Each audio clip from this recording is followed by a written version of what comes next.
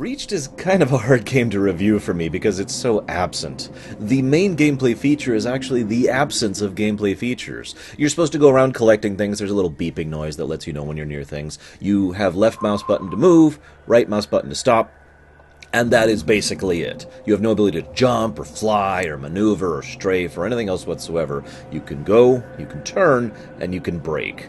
And this does lead to the one interesting thing about the game, because if you're trying to get up to a higher area and you can't quite make the distance, or you can't get enough momentum to get up onto the top of the cliff, for example, you need to go and find a ramp. And the terrain is designed in the 4 areas you can examine to have lots of natural ramps here and there that if you bother to go exploring, you can find them and use them in order to be able to actually reach the places you want to reach. So that's kind of cool and a neat little feature.